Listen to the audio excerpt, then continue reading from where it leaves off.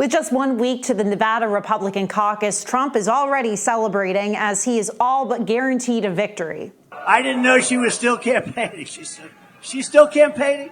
And she didn't come to Nevada because they looked at a poll and I was at 97%. She said, I think we're not going to win Nevada. Haley decided to skip the contest, instead pouring all of her effort into South Carolina, where she trails Trump by over 30%. But let me tell you, when we got off the plane this morning, it's a great day in South Carolina.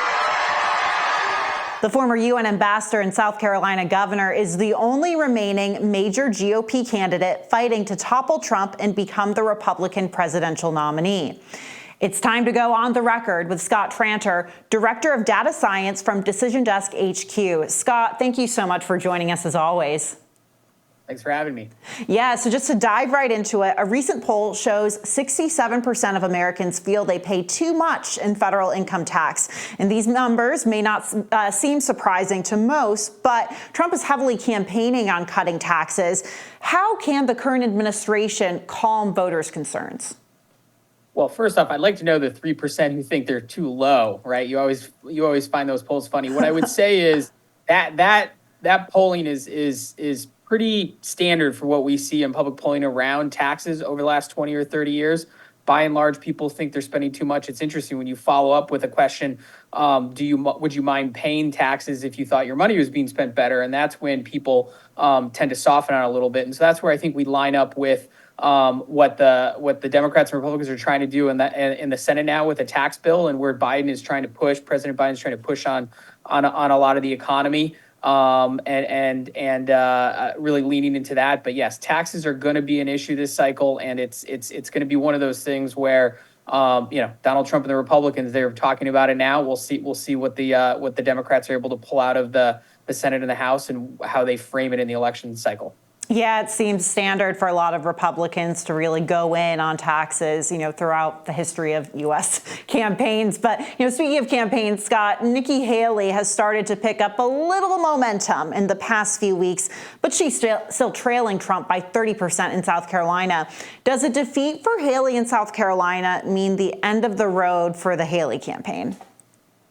So that's a very interesting question. What I would say the end of the road for the Haley campaign is when she runs out of money to get on that plane to go to that next state.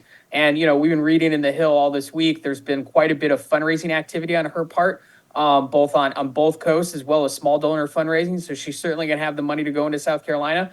I think she's going to have to somehow meet or beat expectations. And I don't think expectations are she's going to win South Carolina. But if she loses by more than 30 or 40, it may be, and she spends all her money to do that, she's not going to probably have enough money to go all the way to the Super Tuesday states. But really, it comes down to, does she have that grassroots donor support to keep her going? Yeah, and her campaign is certainly, letting reporters know that they believe they have the grassroots donor support. But moving on, a new Bloomberg Morning Consult poll found that 53% of voters in 7 battleground states would be unwilling to vote for Trump if he were found guilty of a crime. Scott, I know you don't have a crystal ball, but could this really affect Trump's chances? Absolutely, it could. And you know what? This is the second data point to show something similar. There's a series of New York Times Siena polls done a couple months ago that showed the same thing.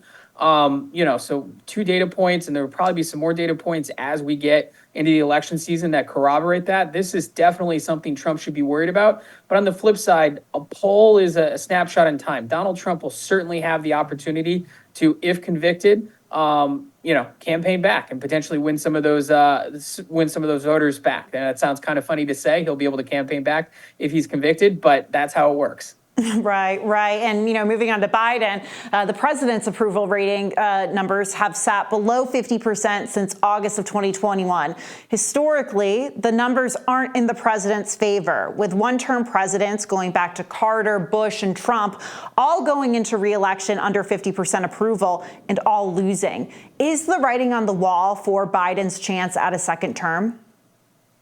It's certainly not a good data point, but we are in this new norm. The new norm over the last couple presidential cycles is both candidates, so to speak, not necessarily the incumbent, both candidates tend to have underwater approval ratings. We saw that in 16, we saw that in 20.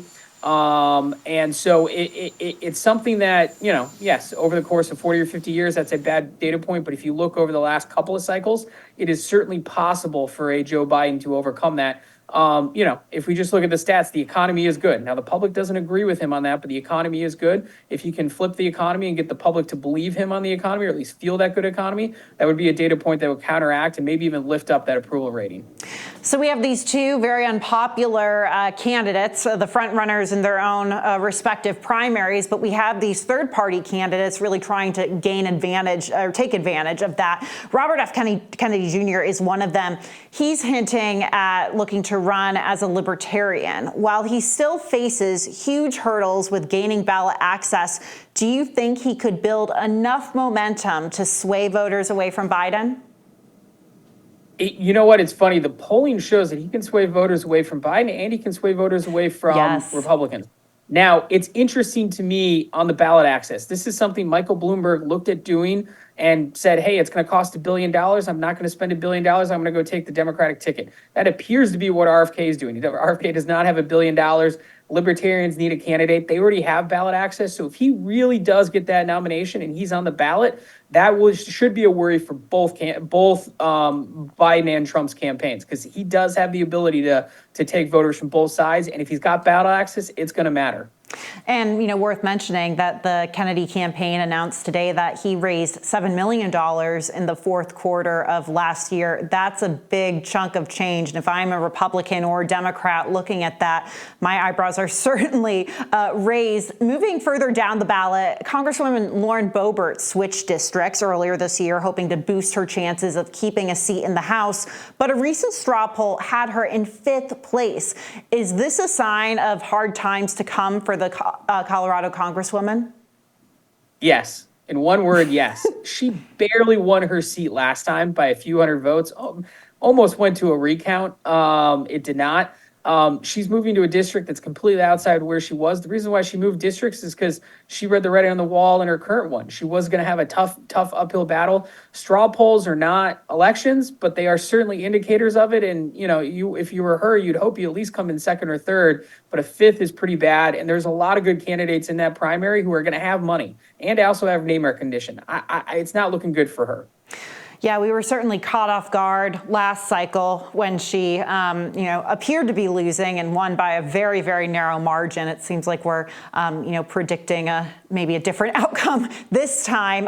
But moving to the Senate, all eyes have been looming on the presidential election, but seats in the upper chamber are up for grabs. Decision Desk predicts a 59.3% chance for a GOP majority. Scott, what Senate races should we be watching as we go into 2024?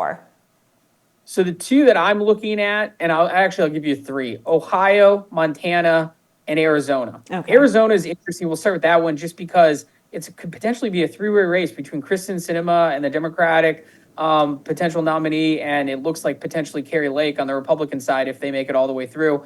Just 3-way races, and especially in a state like Arizona where they take, a long time to count the vote, and there's been all that turmoil around there. That one will be a tough one to call and will be very close. Montana, you have, Senator John Tester, who is a Democrat in an extremely red state. Yeah. And managed to keep on his seat last time. He's got the incumbency. He's got the ability to win some of these real tough races. And the Republicans may or may not choose the best candidate against him. They've got an open primary there, and there's some candidates there who the NRSC wants, and there's some candidates they don't want, and we'll see what happens there. And then Ohio, you have Sherrod Brown, who probably not as tough as John Tester, but certainly knows how to win in a red state and has that, pedigree of a blue dog Democrat who can fight for it. Now, Ohio is projected to go for Donald Trump as it did last time. So it'll be a tough state for him. But those are the 3 races that are going to be the toughest to call, and they're going to have tens, if not hundreds of millions of dollars spent on them. Scott, one more for you before you go. A new poll from Redfield and Wilton Strategies shows 18% of voters are more likely to vote for a candidate endorsed by the one and only Taylor Swift. Could T. Swift swing into this race? You know what? Could she? It wouldn't be the first time she's dipped her toes into politics. She has done voter registration drives in the past. And, when she's done that, she's actually juiced voter registration. I don't know. I don't know enough about Taylor Swift or should get into it, but she is highly influential. I mean, what? It's $200-300 a ticket. She's selling out stadiums left and right all over the world, including the United States. It's hard to say she's not going to have some sort of influence or at least have some sort of reach if she decides to take a position in politics this cycle. Well, the question I'm asking is if she's going to make it in time from Tokyo to Las Vegas for the Super Bowl. I hope she does. I like seeing her at football games. I think the NFL wants her to be there for that one. They'll make it happen. Yeah. Absolutely, absolutely. Well, Scott, as always, thank you so much for all of your wisdom. Absolutely. Thanks for having me.